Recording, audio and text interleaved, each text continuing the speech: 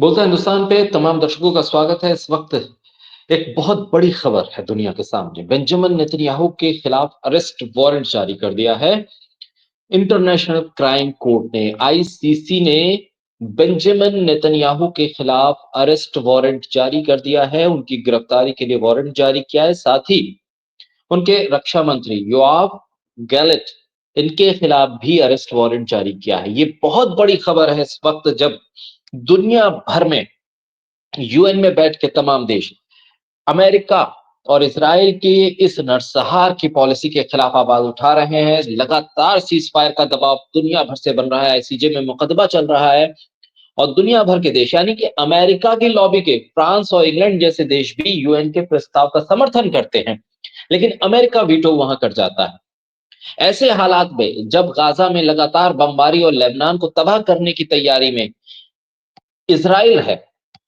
तब और जब हमास और हिजबुल्लाह के हमलों से बचने के लिए बेंजामिन नेतन्याहू बंकर में छुपे हुए हैं, बंकर से बंकर में भाग रहे हैं और हमले नहीं रोकने की कोशिश कर रहे हैं। ना हमले रोकने के लिए कोई कोशिश अगर हो रही है तो उसका साथ दे रहे हैं, बल्कि उकसावे की कार्रवाई कर रहे हैं, हमलों को बढ़ावा देने की कोशिश कर रहे हैं, जेनोसाइड कर रहे हैं, बच्चों को मार रहे हैं, रिहायशी इलाकों पे बमबारी कर रहे हैं, स्कूल, अस्पताल, कॉलेजेस और जो शरणार्थी शिविर है उन पर हमले कर रहे हैं, मासूम बच्चों को मार रहे हैं, घरों को तबाह कर रहे हैं। ऐसे में बेंजामिन नेतन्याहू के खिलाफ अंतरराष्ट्रीय crime court ICC international crime court ने अरेस्ट वारंट जारी कर दिया है। अरेस्ट वारंट न सिर्फ बेंजामिन नेतन्याहू बल्कि योआव गैलेंट के खिलाफ भी जारी हुआ है। ये एक बहुत बड़ी खबर है दुनिया भर में। उन लोगों को इस खबर के आने के बाद कुछ एक राहत जरूर मिली होगी। हालांकि ये भी देखना होगा कि अंतरराष्ट्रीय क्राइम कोर्ट की तरफ से जारी इस वारंट पर अमल कौन करेगा। कौन सी एजेंसी है, कौन सी फोर्स है जो इस वारंट पर अमल करवाएगी। कौन सी एजेंसी, कौन सी फोर्स है जो बेंजामिन नेतन्याहू को अरेस्ट करने के लिए इजराइल जाएगी। कौन से फोर्सेस के लोग हैं और क्या इंटरनेशनल क्राइम कोर्ट की तरफ से किसी को अपॉइंट किया जाएगा कि जाइए और बेंजामिन नेतन्याहू को अरेस्ट करके लाइए। ये अमल में कैसे आएगा? क्या ये सिर्फ एक सिंबॉलिक अरेस्ट वारंट बनकर रह जाएगा, सिर्फ एक कोर्ट की तरफ से आया हुआ एक फैसला बनकर रह जाएगा? एक अरेस्ट वारंट ऐसा है कि जिसने बेंजामिन नेतन्याहू इजराइल और अमेरिका की फजियत करवा दी, सिर्फ इसे मानकर हम रह सकते हैं? एक खबर बनकर यह अरेस्ट वारंट रह जाएगा या इस पर अमल भी होगा?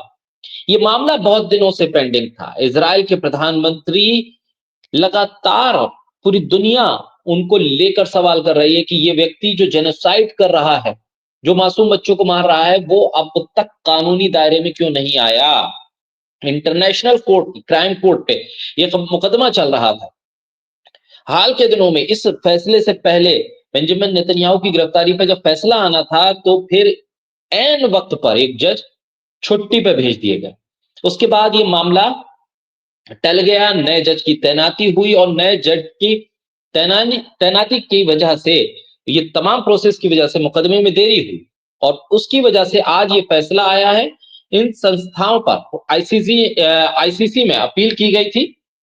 इसमें कहा गया था कि ये लोग युद्ध अपराध को बढ़ावा दे रहे हैं, बेवजह लोगों की जान जोखिम में डाल रहे हैं, उनको मौत के मुंह में लेकर जा रहे हैं। ऐसे लोगों के खिलाफ, मानवता के खिलाफ जो वो ये लोग अपराध कर रहे हैं, इन पर मुकदमा चलना चाहिए, इनको अरेस्ट करना चाहिए।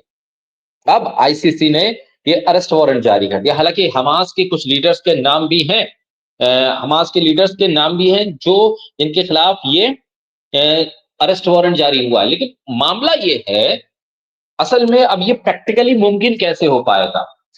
क्या इजराइल के प्राइम मिनिस्टर और रक्षा मंत्री, उनकी अरेस्ट करने के लिए कोई फोर्स भेजी जाएगी? हमास के लीडर्स का अगर नाम है तो उनको अरेस्ट करने के लिए क्या किया जाएगा? और अरेस्ट होने के बाद किस तरह से मुकदमा चलेगा, कहां रखा जाएगा? ये बहुत से ऐसे गंभीर सवाल हैं जिन पर अभी जवाब नहीं मिल पा रहा है सीधे तौर पर। ऐसे में ये फैसला, ये अरेस्ट वारंट ही काफी है इस बात को बताने के लिए कि कितना बड़ा जुर्म हो रहा है। गाजा में इजराइल कितना बड़ा जुर्म कर रहा है, उसकी सजा उसे अगर दुनिया नहीं दे रही है, उस पर सवाल नहीं कर रही है और अमेरिका लगातार अगर इंडोर्स कर रहा है जेनोसाइड को, तो फिर अमेरिका को लेकर भी दुनिया भर में मैसेज जाना चाहिए कि अमेरिका एक जेनोसाइड करने वाले व्यक्ति का साथ दे रहा है।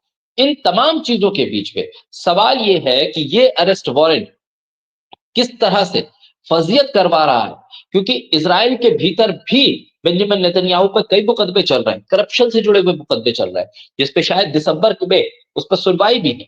उनमें क्या फैसला आने वाला है? क्या बेंजामिन नेतन्याहू को कुर्सी से हटा दिया जाएगा? क्या उस मामले में भी उनको सजा होगी? क्योंकि अंतरराष्ट्रीय कोर्ट के जो मसले हैं, उस पर सजा का ऐलान होना या अरेस्ट वारंट का आना, उस पर अमल किस तरह से हो, ये बहुत एक तरह से कैची सवाल होता है। प्रैक्टिकली कैसे पॉसिबल होगा, ये देखना होगा। लेकिन बड़ी खबर जो हम बोलते हैं हिंदुस्तान पे आपको बता रहे हैं कि बेंजामिन नेतन्याहू की एक गिरफ्तारी के लिए ये वारंट जारी कर दिया गया है, और ये वारंट जारी होने के बाद दुनिया भर में हंगामा और एक हलचल सी पैदा हो गई है, क्योंकि रूस और यूक्रेन के जो मोर्चा है उस पर अमेरिका से सवाल हो रहे हैं। जो बाइडेन और ट्रंप प्रशासन, ट्रंप अब जो जीते हैं वो, और जो बाइडेन अभी जो कुर्सी पर है, दोनों के बीच जबरदस्त जबानी जंग उन दोनों धड़ों के बीच चल रही है। अमेरिका में माहौल गरमाया हुआ है, और ऐसे में नेतन्याहू की गिरफ्तारी का यह वारंट पूरी दुनिया में हलचल मचाएगा, और देखना होगा इस वारंट पर अमल कैसे होता है, कब होती है गिरफ्तारी। बोलते हैं हिंदुस्तान के साथ जुड़े रहे।